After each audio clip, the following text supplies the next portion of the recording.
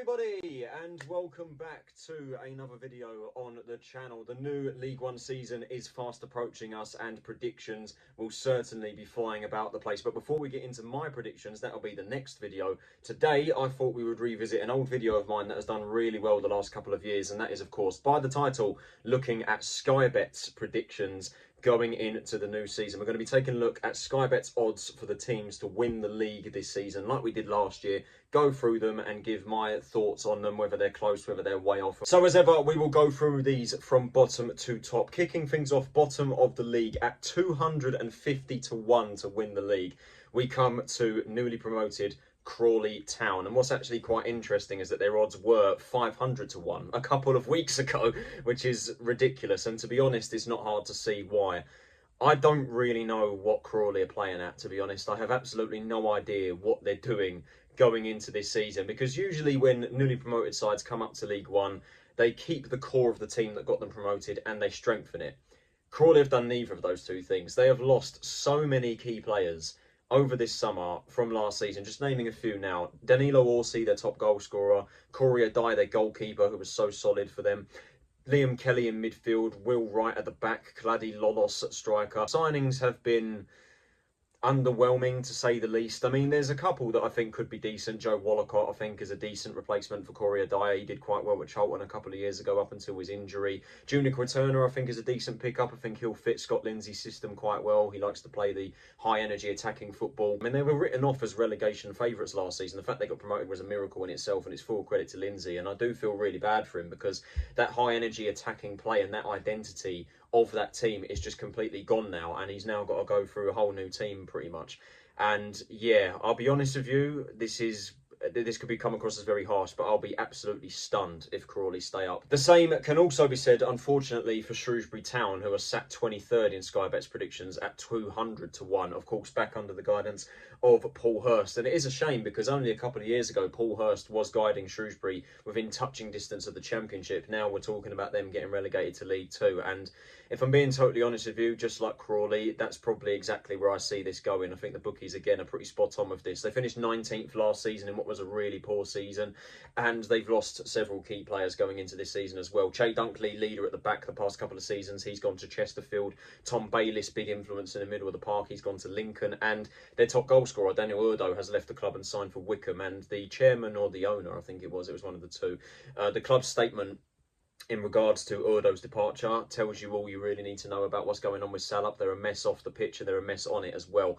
In terms of their signings, they've brought in Toby Sabin from Accrington Stanley, who is their only goalkeeper as far as I'm aware. Harrison Biggins is a bit of a risk, if I'm being honest with you. He didn't really stick it at this level previously. He's done fairly well at Doncaster in League Two. I'm not entirely sure whether he's an upgrade or just a like-for-like replacement on Bayliss, to be honest. Toto and Ciala coming back to the club, I think, is a decent pickup, decent addition to the back line. John Marquis isn't the striker he used to be, if we're being honest. I'm not really sure he's someone that they can rely on to score goals regularly. And the thing is, with Shrewsbury, they were the lowest scoring team in the league last season with 35, even with Daniel Urdo in that side. Now that Urdo's gone and they've got Marquis coming in and they've got Bloxham, Tom Bloxham and George Lloyd as well, Lloyd coming in from Cheltenham, their attack really does not scream goals, and I don't know where they're going to get goals from. 22nd, we come to another team that struggled last season, that being Cambridge United. They sit at 150 to 1 odds to win the league. Under the guidance of Gary Monk, of course, that is certainly a throwback, of course, the former Swansea manager. They finished 18th last season, and the thing with Cambridge, they haven't really lost anyone of note. The only players I can really think of that they've lost that could be a big loss is Gazana Hadmay, who of course was on loan at Ipswich last season, come off his best goal scoring season to date with 11 goals at League One level. Will Mannion has also left the club as well. He's gone to Charlton, as well as a Hadmay. He's of course joined Charlton on a permanent basis. They have replaced the Hadmay though with Shane Lavery, who isn't look, he's not going to be in the conversation for the Golden Boot. However, I think he will score a couple of goals. He's perhaps a like-for-like replacement. Taylor Richards coming in on loan from QPR, I think could be a decent attacking outlet, someone that can provide goals and assists along with the likes of Sulay Kaikai, who they've got as well. Gary Gardner and Corey Smith come in as a bit more experience, although it is a bit of an ageing team already. I believe they still have the likes of Ryan Bennett and Michael Morrison still at the club as well. Paul Digby's still decent. He's still there, a decent holding midfielder. They've kept Fajirio Kenabiri as well, as far as I'm aware. I'm not sure if he's still there. I may have that wrong. But they have got an ageing team. I mean, there's bringing in experience is one thing, but then, like I said, you know, they are already an ageing side. And to be honest with you, I don't think they've really strengthened going into this season, and I feel like most teams around them have. And then closing off the bottom four, according to Sky Bet, it is going to be Northampton Town in 21st, also at 150 to 1 odds. Now, this is obviously a bit of a dip from last season, considering they finished 14th last year and were well clear of relegation, to be honest with you. 16 points clear, in fact, with 17 wins, but 20 losses, though. Just a very steady middle of the table season, really, and a very decent year under John Brady. He's a manager that I do really rate. However, like many of the teams at the bottom of this list, as you'll see, several key players have also left them. The particular one being Mark Leonard, who of course was on loan at Brighton last year, had a superb season with them. I believe he was on loan with them in League Two, I may have that wrong, but he did have a very good season last year. He of course has joined Birmingham on a permanent basis. I think he's going to be a big loss in the middle of the park, as is Sean McWilliams, who has joined Rotherham. Louis Apire has joined Stevenage as well, an attacking outlet who provided some goals. He got 6 goals, I think, last season. They have kept Sam Hoskins, which is big, and I do feel like, I don't know, I may have this wrong, but I feel like they are going to have a bit more of an over-reliance on Hoskins this season. There are other options up front, James Wilson, Callum Morton and Tom Eaves, who have all come in this summer. Don't really inspire me, if I'm being honest. Tom Eaves I don't think is as good as he once was at this level. I don't rate James Wilson, to be honest, and Callum Morton has had a few spells at this level and hasn't really stuck it. So there are other attacking options alongside Hoskins. I think put a bit more pressure on him to deliver the goals like he has done over the last couple of years, and he is a very good player. But yeah, I do expect Northampton to drop this season. I think they will be in and amongst it. Of course, second season syndrome will be firmly on their minds. Just avoiding relegation then, in 20th place we come to Exeter City, who the bookies have at 80 to 1 odds. Again, like Northampton, this is quite the drop from the previous season. They finished 13th last season, rather interestingly, doing better than the previous year. Full credit to Gary Caldwell. You know, Caldwell really gets that team playing well, and he is a very well organised side. Very difficult side to break down. They only scored 46 goals last season, so they're not a high-scoring team. I believe their top goal scorer was Reece Cole last year with 6 across all competitions, but the goals were spread about amongst the side. They did concede 61 goals, though, and the thing that's doing it for me with Exeter this season is I do think defensively they are weaker. Zach Jules, Alex Hartridge and Will Aimson have all left the club. Jules going to Rotherham, Hartridge going to Wycombe and Aimson going to Wigan. They've lost James Scott as well, who I think had a couple of decent performances for them last season. In terms of their incomings, Tristan Crammer I think is a decent pickup on loan from Brentford, had a fairly decent spell at Bristol Rovers last year. Ryan Woods I think is a decent addition for this level as well, someone who offers a bit of experience. Josh McGuinness again offers experience, but can they rely on him to score goals and be their leading marksman? I'm not entirely sure. They brought in this Jay Bird as well from Scotland, if I'm not mistaken. So I don't know with Exeter this season, because when you think they're going to do poorly, which is what I thought they were going to do last year, I ended up doing really well. It's kind of a similar story this year, where you kind of think that, okay, they're going to drop off again, but we just know that Exeter are just going to perform well, because they just do. Like I said, Caldwell, it gets that team well organised. The other side that is on 80 to 1 odds this season, according to Sky Bet, and that is Stevenage, who they have in 19th, which is obviously a dramatic decline from the previous year. They had such an incredible season last year, finishing in 9th, the best performing newly promoted side. They were in amongst the playoff hunt for most of the season and had a really poor end to the year.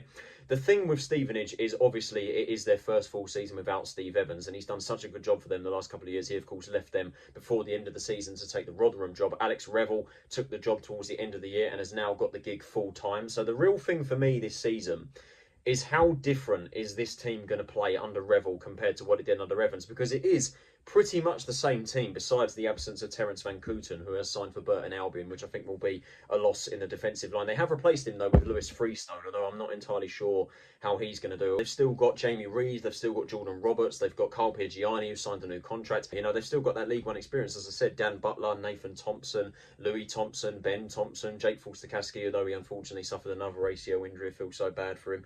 But, like, it's the same team. It is pretty much the same team besides Van Kooten going. And the thing is, they have actually added some decent players as well. Dan Kemp is an excellent addition. Had such a good season with League Two last season with 17 goals and 10 assists. And they've also added some more strikers alongside Jamie Reid in Tyree Simpson and Louis Apire, as I previously mentioned. He's gone from Northampton to Stevenage. And Simpson, I think if he's played in the right system and if he gets the games that he wants, I think he could come good for them. It is still a solid side, as proven from last year. It's got goals in it. It's got solid midfield, solid experience, some decent defenders in there. And I don't know, I think the bookies may have this one wrong, but then again, second season syndrome, I can kind of see why they've got them in this position. And then perhaps the hardest team to predict this season, I think, is going to be Burton Albion, who the bookies have in 18th at 66 to 1 to win the league.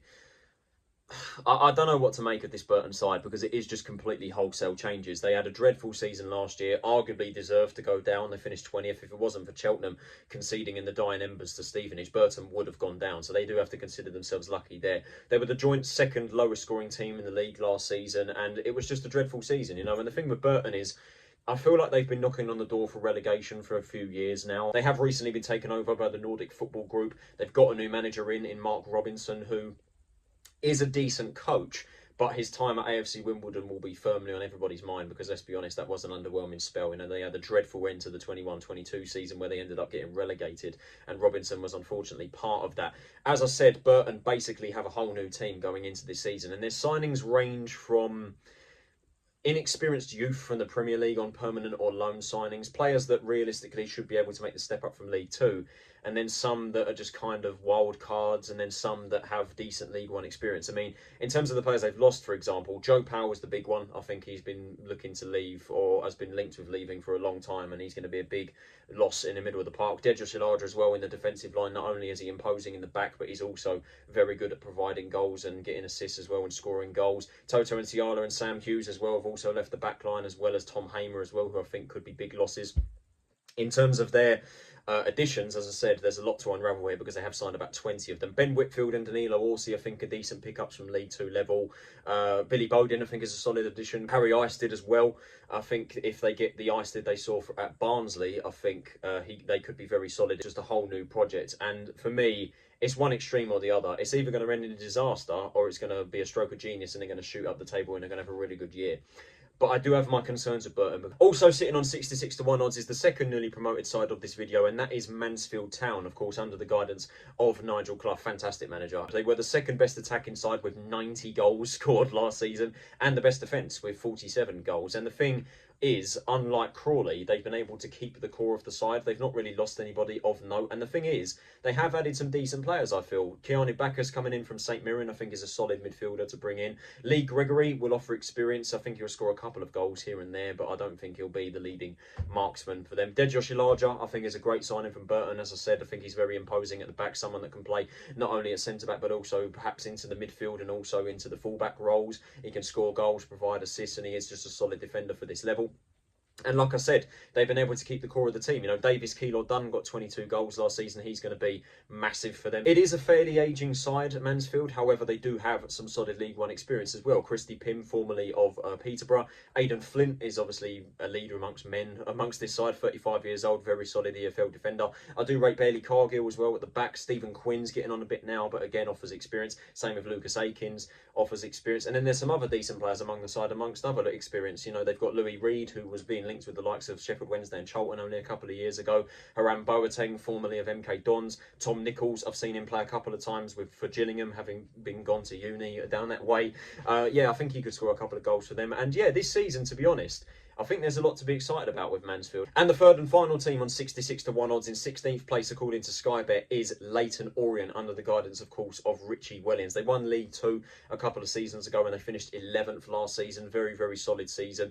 The thing with Orient as well, and I've mentioned this a couple of times, they have lost a few key players going into this season, including their two top goal scorers, Roel Sotirio and Shaq Ford. Sotirio going to Bristol Rovers, he got 12 goals last season. Ford was on loan from Watford last season, got 9 goals. As far as I'm aware, they haven't got him back. And they've also lost Idris El Mazouni, who was on loan from Ipswich. 2 very solid seasons for them in the middle of the park in both League Two and League One last year. Very solid League One midfielder. He, of course, has moved to Oxford. I think Sean Clare is a solid addition coming in from Wigan, offers a bit of versatility, not just in midfield, but also in fullback and at centre-half. Charlie Kelman coming back on loan could be decent, offer a bit more energy up front, along with Sonny Perkins. There seems to be a bit of hype surrounding him coming in on loan from Leeds United. Dielang Jaisimi, as a Charlton fan, I'll be honest, definitely park your optimism with him. He wasn't very good for us at all, to be honest, but he could flourish under Wellens. You don't know. He's got a bit of pace and a bit of trickery, just didn't really show it for us. Lewis Warrington could be decent in the middle of the park, and of course they add to the likes of some solid players on their team anyway. I am expecting Orient to drop this season. I think they should be fine. Next we come to Bristol Rovers, who are 15th according to Sky Bet, on 50-1 odds to win the league, which funnily enough is where they finished last season. And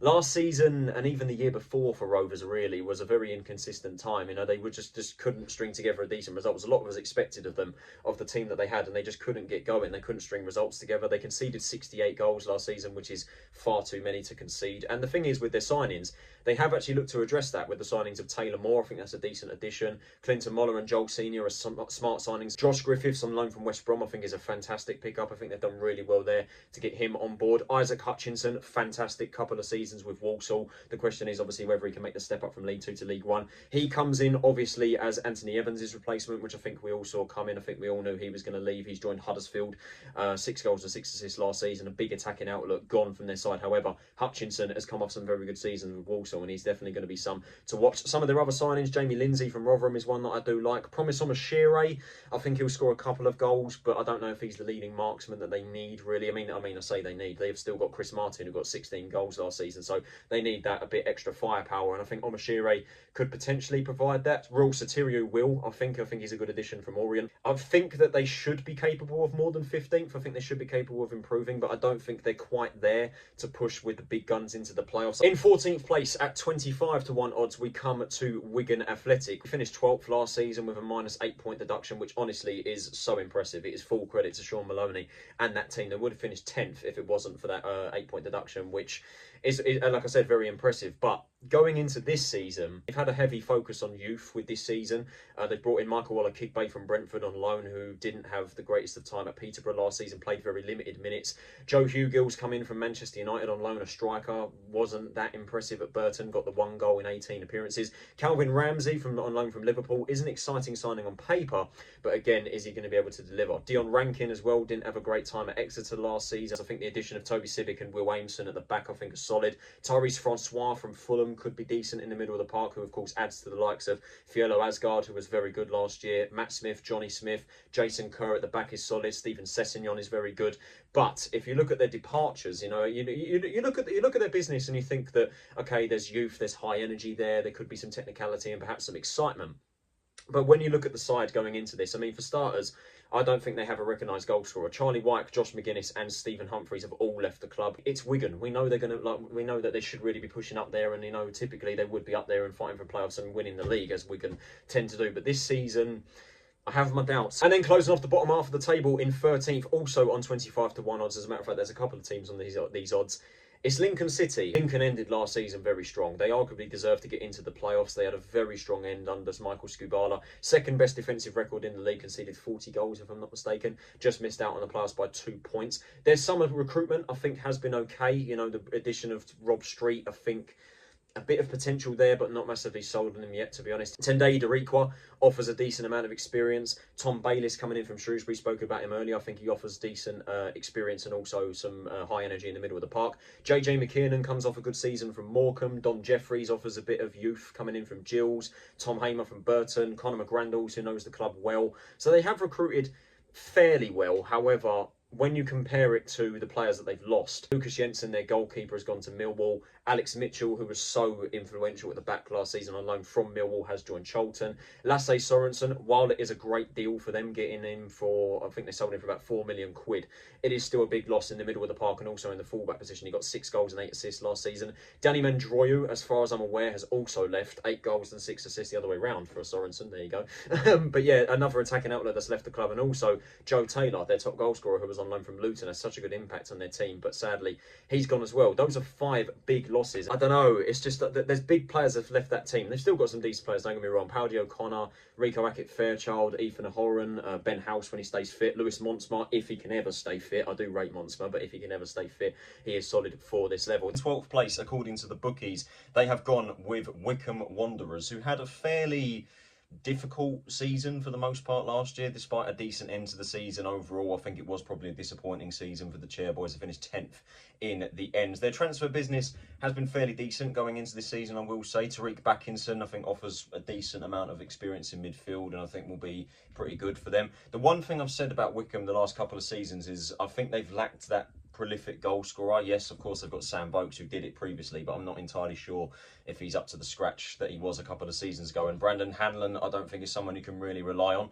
And they have finally got that now in Daniel Urdo from Shrewsbury, which I think is a very good addition to the team. If they can keep him fit, he will score a fairly decent amount of goals. Other signings, Hartridge, as I mentioned earlier, from Exeter, I think will offer something in the defensive line. Nathan Bishop on loan from Sunderland could have a decent season. In terms of their departures, the only big one that I can really note is Chris Farino Joseph, who has made the move to Bolton, which I think is a massive loss in the defensive line. Such a huge, imposing defender on the game. And yeah, I think he's going to be a big loss for those guys going into this season. They do have still an ageing team, but there are some decent players in and amongst it. Tafazoli is a centre-back I rate. Josh Scowen. Luke Leahy is the best attacking wing-back in the league, in my opinion.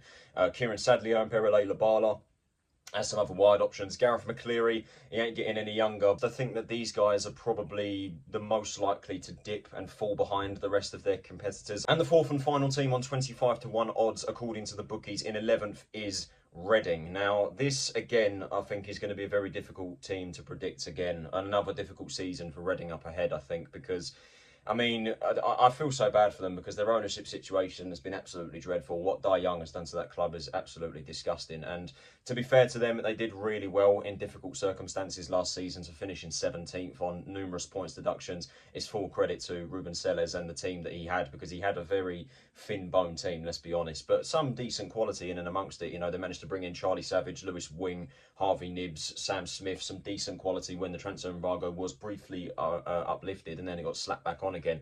Those guys, you know, they did manage to make an impact and was critical in keeping them up, and they're all still there, which is obviously fantastic news, as well as a few other key players. You know, I do rate Harley Dean. I think he's a decent centre-back at this level. Femi Aziz and Kelvin Ihib-Hatioman think is going to be the key thing for Reading this season, is that ownership being sorted out and that takeover going through. There is a rumoured takeover supposed to happen, but the thing is, at this point in the season, they haven't signed anyone and they still have pretty much the same team they had, minus Clinton Muller leaving, joining Bristol Rovers. But it is pretty much the same squad that, let's be honest, struggled last season but had a very good end to the season, which ultimately kept them up. So I don't know what to make of Reading. I think really it's down to the ownership getting done and, you know, the takeover going through, and then they can invest into the team. But even then, I feel like it's going to be very rushed, and they're going to be, rushing to sign players, and they've got to gel them into the team. So I think it could be another slow season for Reading. Next up, we come to Blackpool, sat in 10th at 20-1 odds, according to Sky Bet. Blackpool just missed out on the playoffs last year, finishing 3 points adrift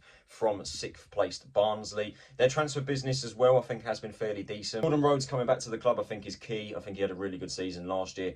Ashley Fletcher, though, I'm not too sold on that. So perhaps a move to League One is the best for him, but even then, I'm still not too confident. Lee Evans, I think, is a great signing. A lot of experience in the middle of the park. I really do like that signing. Hayden Coulson as well from Middlesbrough. Zach Ashworth coming in from West Brom. I think there's a lot to like with those two signings as well. In terms of their departures, Shane Lavery, as I mentioned earlier, has left the club. He's gone to Cambridge. Marvin Ekpateta, I think, is a big loss at the back. You know, that imposing centre-back. I think he was very good for them the last couple of seasons.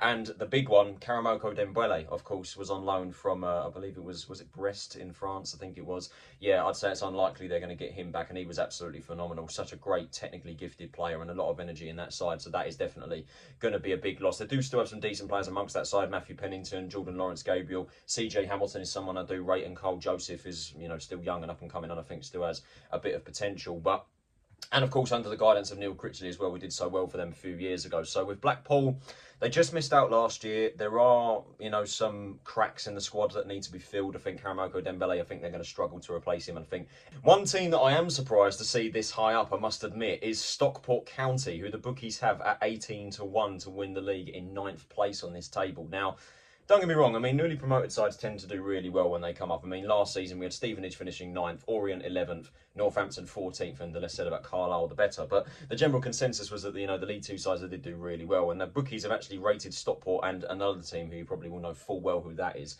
to do really well, and rated them quite highly to win the league. Now, obviously, Stockport are the League Two champions from last season. They had a fantastic season last year, scored 96 goals, I believe, the top scoring team, and conceded 48, the second best defensive team. Dave Challoner, fantastic manager. He's absolutely brilliant. And the thing is with Stockport is they are a club on the up, and their transfer recruitment so far, while you probably wouldn't say, you know, they're big name signings, they are, you know, more youthful, and they are sort of, I guess you could say, on form with there's a bit of experience in there as well. Listing some of their signings, Corey Adai, I think, is a good signing from Crawley. I think he'll provide a decent amount of competition for the experienced Ben Hinchcliffe. Sam Hughes is a good addition to the defensive line from Burton. Callum Connolly from Blackpool, I think, could be decent. Then you've got Lewis Bate, Lewis Fiorini and Jay Mingy coming into the midfield. Jaden Fevrier coming in from Colchester, and Jack Diamond as well. Isaac Olafe, who was their top scorer last year with 20 goals, is still there, as well as the likes of Callum Camps, who is a solid, decent League One standard midfielder, to be honest. Fraser Horsfall at the back, and they've also still got Cole Wootton and Jack Stretton as their other striking options. Wootton got 12 goals last season. Paddy Madden, who scored 19 goals last season, has left the club. I did have on my notes that Louis Barry had left as well, but actually most recently, as a matter of fact yesterday, they've managed to re-sign Louis Barry, so that is actually a really good pickup. He got 9 goals, 4 assists last season in League Two. He's returned to the club on loan as far as I'm aware. Anthony Sarcevic, leader in the centre of midfield, is gone. I think that could be a loss in the middle of the park, and obviously, as I said, they have replaced him with youth. While I don't think they're going to do as well as what the bookies have rated them to do, I think that they could have a good season. And I mean, let's be real, they'll be well clear of relegation. In 8th place, the bookies have Barnsley at 16-1 odds. Now, obviously, the Tykes had a pretty dreadful end to the season last year, to be honest, and you could arguably say that they deserved to not make the playoffs, but they managed to scrape it in 6th place. They're now under the guidance of Darryl Clark, which I think is a decent manager. At this level, I think he did a very good job with, let's be honest, the poor Cheltenham side. So I think it is a decent replacement for Collins, and hopefully a step in the right direction for Barnsley. They were the 3rd top scoring side in the league last season with 82, but they were the worst defensive team in the top half. They've lost their top goal scorer, Devante Cole, and John McAtee from last season, who got 14 goals and 6 assists. Their 2 top goal scorers, Cole getting 19 goals. They've lost their 2 top goal scorers, and their defence is practically the same as last season. So from that perspective, you can kind of see why the bookies don't have them in the playoffs, and there is obviously that element of concern for me. They have brought in, I think, the experience that they needed. Conor Hourihane and Mark Roberts coming in, I think, are 2 smart additions. Hourihane coming in as a player coach, so I'm not sure how many minutes he's going to get this season, but still the experience that I think they needed in midfield. And Roberts knows the club inside and out, and I think is a solid defensive recruitment. Adam Phillips is fantastic for this level. John Russell and Luke Connell are 2 players I rate in midfield. Callum Stiles is still there. Their leading marksman going into this season with Cole gone is Sam Cosgrove, who, while I do rate him, his 6 goals last season, is he the man that, you know, can be their talisman and can be their new Devante Cole and score the goals? I mean, obviously it's a new system, so Clark could get the best out of him, and I do rate Cosgrove, as I said. But I don't know, I just look at that side and I think that's a lot of goals taken out of that season. Herbie Kane's gone as well, you know, 10 goals and 5 assists. That's a creative player that I think they are going to miss. And then just missing out on the playoffs in 7th place, we do come to my club, Charlton Athletic, at 14-1 odds to win the league, which obviously, that in itself is a dramatic increase from last season. Obviously, we had, the worst season in our club's history in about 98 years. Absolutely dreadful season, and one I want to put firmly in the back of my mind. And obviously, under the guidance of Nathan Jones, the prospect of it is very exciting, but look, I am sceptical about us going into this season, and to be honest, I think I have every right to be. We were just so bad last season, and not just last season, but for the past 3 years, that, to be honest, I think that if we're competitive this season, I'm happy. If we give it a good go, then I am happy. If we make playoffs, bonus. And I think obviously there is that expectation, obviously because of the stature of the club, the manager that we have, and realistically the players we have, because the signings we've made this summer I think have been some very solid additions. Will Mannion, I think, is the goalkeeper that we desperately needed. While is he going to be an upgrade on Maynard Brewer and Isted? That is to be seen. They seem quite similar, but I do like the Mannion signing. Luke Berry, one of the best signings in the league. Josh Edwards, bit of an unknown identity, but I'm willing to give him time. Alex Mitchell, I think, is a statement of intent and desperately improves our defensive line already, because our defence was actually shocking last season. Matt Godden coming in from Coventry, I think, is a decent signing. Ghazan Hadmeh has just come off his best season in this league with Cambridge. However, £1 million. Yeah, I'm not sure. I have my concerns about that purely because of the price tag we paid on his previous goal record before last year. And Greg Docherty, who is our new club captain, and I think that is a very good signing as well and does improve our midfield drastically. Alfie May going, I think, is a massive loss. I think that is a huge blow. I mean, the League One Golden Boot winner, I mean, that is a big loss in itself. I know for a team that finished 16th last season and would have gone down if it wasn't for May's goals, and I do stand by that, the fact that he's gone, I think, it's a monumental blow, to be honest. And I do stand by the fact that I think our attack is weaker, despite having the likes of Lee, Burton, Ike and Kanu that can score goals, but can we really rely on them across the full season? We've had so many managers over the last few years that have tried to instill their system, and it just hasn't worked. The difference this time, though, Jones has been backed. He has been able to bring in the players that he wants. We do still need more. I think we need a new goalkeeper. I think we need that bit more creativity in midfield. I personally would like another centre-back, because defensively I still think we look pretty much the same from last year. You know, Jones, Edmonds, Green, Gillespie, Ness had a poor season last year. Zach Mitchell, is he ready to make the step up? And then, of course, Alex Mitchell, who, like I said, was fantastic for Lincoln last season and desperately improves our defensive line. There is just so much unknown for us going into this season. And I want to be optimistic, but if I had to have a definitive answer going into this season, to be honest, I think the bookies have a spot on. The team that the bookies have gone with in 6th place on the same odds as Charlton is Peterborough United. Now, Peterborough, I mean, we know that they are one of the best sides in this league. We know that. They were absolutely phenomenal last season. They finished 4th. They just missed out on promotion. They lost to, this is really testing me now, Oxford, I think. Yes, it was. Yeah, it was Oxford. They lost to Oxford in the playoff semi-finals last season. And they've lost a lot of quality from that side, don't get me wrong. Johnson Clark-Harris, while he didn't have as important of a role last season, the goals that he scores at this level is still going to be a big loss. Ephron Mason-Clark, who they already lost in January, you know, he went to Coventry and then they sent him back on loan. He's now officially gone, so that is 2 big attacking outlets and goals gone from their side. And then in the defensive line, Harrison Burrows, 7 goals and 16 assists from fullback last season on wingback. He's gone to Sheffield United. Josh Knight's gone to Hanover. Ronnie Edwards has gone to Southampton. Those are 5 massive bits of quality gone from that side, and that may not be it either. Joel Randall's been attracting interest this summer, as has Romanoy Critchlow. I think I've seen Kwame Poku's been attracting interest as well. Like, there are 3 big players there that if they lose them as well, it's just, I mean, the sheer amount of quality that's left that side, and you would look at that quality that's gone, and you would think there's no way they're going to be able to make the playoffs. But it's Peterborough. It is Peterborough, and they have had the most Peterborough transfer window ever. You look at the players they've signed, and my word, like, they just scream Peterborough signings. And the thing is, it works. Dara McAntony is one of the best owners in the EFL. He just runs that club so well. They bring in these players from below the lower leagues, they develop them up, they absolutely smash it at League One level, and they sell them on for a massive profit. And you look at the signings, they definitely have the potential to do that again. Abraham Urdo, as a Charlton fan, I'm delighted to see him back in League One. Obviously, I wouldn't say he was, you know, the finished product at Harrogate, which is where they've signed him from, and he wasn't amazing for them, but still, there is that ceiling there. Chris Con-Clark, I think, will be one of the most exciting signings in the league this season. He's obviously had a fantastic time at Altrincham in non-league, and the fact that he's come up to League One now, I mean, it is just the most Peterborough signing, let's be honest. It is just the most Peterborough signing, and I'm really looking forward to see how he gets on at this level. Kian Hayes and Rio Adebisi coming in from League Two, I think, are smart additions, although Adebisi has already been ruled out with a 3-month injury, so they've had to dip into the market again and sign another left-back.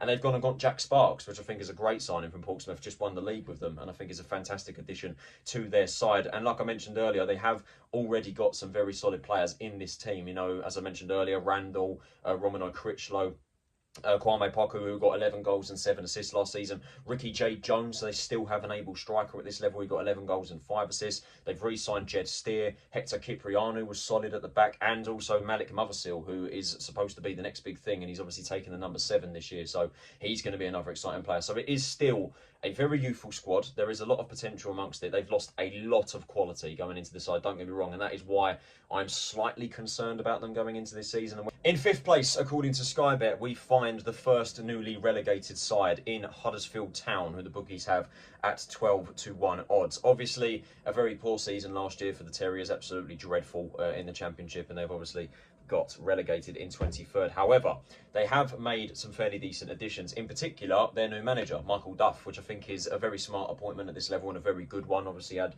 very good spells at Cheltenham and Barnsley, not so much in the Championship, but I think it is a very decent manager at League One level, and that will definitely put them in good stead for the next season. And their signings, I mean, they've definitely strengthened the midfield, let's put it that way. Anthony Evans, great addition from Bristol Rovers. Lasse Sorensen offers a lot of versatility from Lincoln and another good addition. Herbie Kane from Barnsley, again, another good creative outlet who can get goals and assists. And also Mikael Miller, who's had some very good spells at this time as both a winger and a wing-back. So very interesting signing there.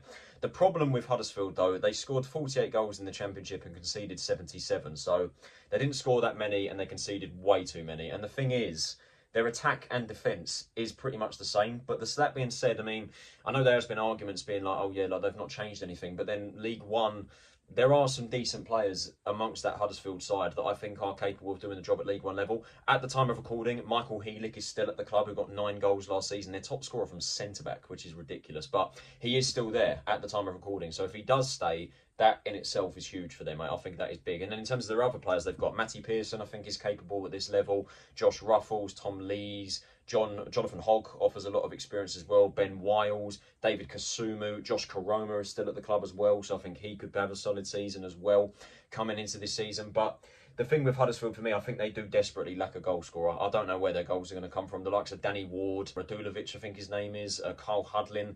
I can't see these guys being, you know, the prolific scorers that they need. And I think that they've really had an emphasis on the midfield and looking to get goals there, which, don't get me wrong, I mean, there are goals in that midfield, like, you know, the likes of Evans and Kane coming in, and also Mikael Miller can provide goals from the wide areas. Sorba Thomas has left the club as well, forgot to mention that. He's gone to Nantes on loan for the season with an option to buy. I think we all saw that coming. But yeah, I think I don't know, it's going to be an interesting season for Huddersfield, but I think at the moment, I think they lack a goal scorer. Their defence is very much the same, but then again, it is League One. You were probably wondering where the hell Wrexham are in this video. Well, the bookies have them here in 4th place at 12-1 odds, the same odds as Huddersfield. And I must admit, when I clicked on this and I looked at the odds, I knew full well that Wrexham are going to be rated highly. I don't think I expected them to be this high, though, especially for a newly promoted side. I think this is the highest newly promoted side I've seen been rated by the bookies. And to be honest with you, I mean, is it hard to see why? I mean, the rise they've had over the years has been, let's be honest, it's been incredible. You know, the impact that Ryan Reynolds and Rob McElhenney have had has been ridiculous. You know, the documentary, they've had a ridiculous amount of money pumped into the club. They've got a very high budget, which is the reason why people have them rated this high. I'm just going to say it right now. I don't think Wrexham will be anywhere near the playoffs. I think it will be a steady mid-table season, to be honest with you. And the reason why I think that, I mean, first of all, they score a lot of goals, but they also concede too many. And to be honest with you, I can see that repeating with their team this season. Their signings, Arthur Okonkwo coming back on a permanent basis, is a very good signing in the defensive line. George Dobson, I think, is a very smart addition to the midfield. As a Charlton fan, I think he was our best player over the last 3 years, and he does strengthen their midfield for what they want at this level. Lewis Brunt and Sebastian Revan coming in as Premier League youngsters. There are some big names in this team, and that's exactly what they've emphasised. You know, they did it in the National League and they did it in League Two. They signed big name players on higher wages that got them promoted. In League One level, I don't think that strategy is going to work. I mean, you look at the players. Paul Mullin's been excellent the past 2 seasons, but can he do it at League One level? Stephen Fletcher is 37 now. Did very well at League Two level. Can he do it at League One level? Ollie Palmer, not convinced with him at League One level. James McLean, great leader, fantastic leader. I do. Well, let's be honest, I do rate McLean. Jack Marriott, I think, can still do it at this level. Elliot Lee's come off a fantastic season in League Two. George Evans, I think, could be decent as well for them. And then you've got Owen O'Connor and Will Boyle in the defensive line as well, who I think are also decent players at this level. But my issue with Wrexham is the attack. It is the attacking line, because they've got very ageing players that I just... There's a few there that I don't think are going to be able to stick it at this level, in particular Fletcher and Palmer, to be honest. Mullin and Marriott, I think, stand a better chance.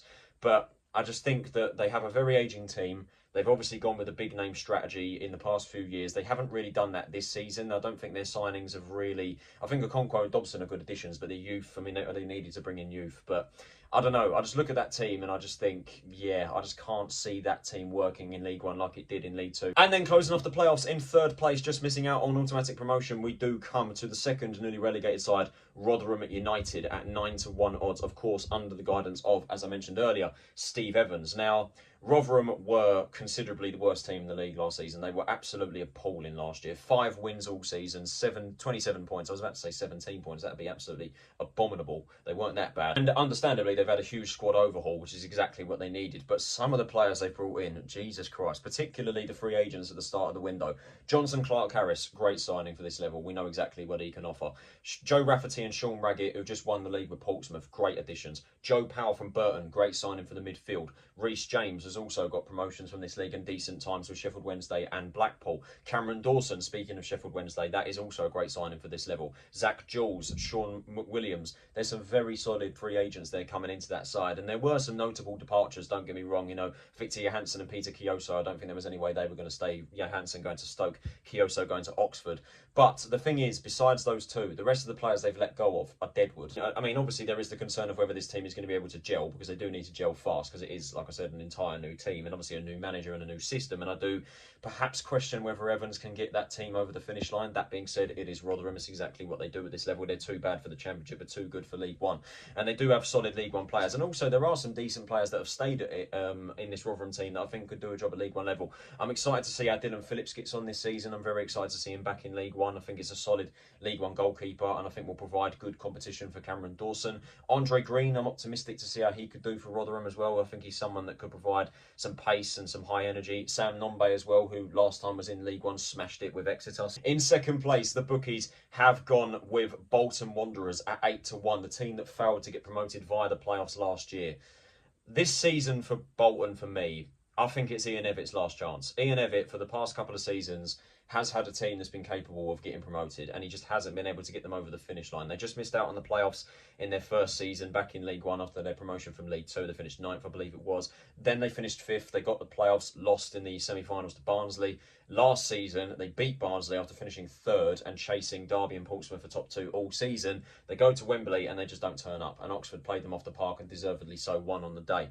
And I remember seeing after the playoff final, you know, a lot of Bolton fans were saying that, oh yeah, Eviott out and all this stuff. And this season, I mean, I have to agree with them. I do think it is Eviott's last chance, because I do think he is a good manager, but he just hasn't been able to get that team over the finish line. And that Bolton squad is brilliant. Like, they haven't really lost anyone. They haven't lost anyone at all, and they've been able to strengthen the side. The players they've signed, Chris Farino Joseph, as I mentioned earlier, such a good addition to the defensive line to add to Ricardo Santos, who is still at Bolton despite the interest. At the time of recording this video, though, he could well be gone. Vladdy Lawless from Crawley, I think, is a good addition as well, and obviously improves their attacking line with a lot more goals. Obviously, they lost John Daddy Bodvarsson and Cameron Jerome in the summer. I must say lost, they let them go. Dion Charles, Victor Adebayo and Aaron Collins, and they've got Danny Ndulu as well, who was decent for Cheltenham a few seasons ago, and, you know, is a decent backup option, which I think is exactly what Lawless will prove to be. Luke Southwood is good competition in goal for Nathan Baxter, and Scott Arfield as well, coming in as a bit of experience in the midfield as well. And obviously, as I mentioned, all the players they've had before, and they've got a solid midfield as well. Aaron Morley, Josh Sheehan, Carlos Mendes Gomez is capable of something at this level. Everything that Bolton need to get promoted is there, and they have it. It's just whether Eviott can get that team over the finish line. Me personally, I'll be lying if I said I didn't have my doubts about Eviott, but that team, in my opinion, is good enough. But according to the bookies, it is not good enough to win the league, and it is not a surprise whatsoever as to who they have to win the league. They were the outright favourites. These guys' odds were ridiculous a few weeks ago, but they have now settled at the time of recording at 2-1. It is, of course, Birmingham City. If these guys don't win this league this season, it will go down as one of the biggest flops in EFL history. And to be honest with you, a part of me hopes that it does happen. They should be absolutely walking this league. They went down with 50 points last season, which just shows how good the Championship is last season and how competitive it was. Obviously, a big part of Birmingham going down, in my eyes, was the appointment of Wayne Rooney, which was just stupid. Like, they were in the playoffs with John Eustace and they sacked him and got Rooney. Anyway, that's in the past now. Just, yeah, we can. I'm still angry over it for Birmingham fans and their ownership.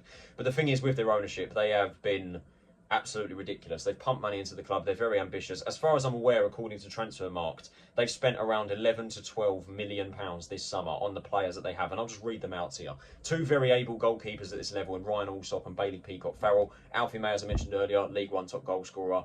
I think he is the striker that they did need quite desperately, to be honest. Mark Leonard on a permanent deal impressed massively at Northampton last year. And then they've also delved into the foreign market as well. Well, I was about to say foreign market. They've signed Alex Cochrane from Hearts. That's not really foreign, it's Scottish League. But besides him, they have gone into the foreign market with their other signings. Emil Hansen from the Eredivisie. He was from Heracles Zalmelo, I believe that's how you say it. Obviously, he's had a fantastic time with them over the past couple of years. Obviously, now coming over to England. Christoph Clara from Darmstadt in the Bundesliga. Willem for Williamson, fantastic name by the way. Icelandic winger coming in from Go Ahead Eagles. The latter two there, Clara and Williamson, cost $4 million each. The sheer amount of money that they've spent on these players, and adding to the likes of the players they have already. I mean, Dion Sanderson, Christian Bielik, Ethan Laird, Lee Buchanan, Lucas Djukovic, Sariki Dembele, Keshi Anderson, Tyler Roberts, Koji Miyoshi. ridiculous, absolutely ridiculous players. And at the time of recording, they still have Juninho, Bacuna and Jordan James, but they are attracting interest and perhaps they are going to leave the club. I think Bacuna will leave. I don't know about James, but those players there are capable of doing a serious job at League One level. And the players that they've signed really, I mean, really, they have to win the league. It would be an outright embarrassment if Blues don't win this league this season. And like I said, there is a part of me that thinks that it could happen because, you know, we've seen big teams come down from the Championship and think that they're going to walk the league and they just don't. Prime example, Sunderland took them 4 years to get out of this league. Same with Ipswich. Derby as well didn't go up at the first time of asking. And a part of me does think that it could happen. So there you have it, guys. There are the Bookies League One predictions for the 2024-25 season. What do you guys make of it? Let me know in the comments below. Are the Bookies spot on? Are they wrong? Let me know. I hope you guys did enjoy this video. If you did, can you possibly leave a like, subscribe if you are new to the channel, and turn on those post notifications so you're notified every time I upload a new video. The next video on this channel will be my official League One predictions. This has been Tyler Rolinson. Have a nice day, and I'll see you all in that video. Take it easy, stay safe, and I'll see you all then.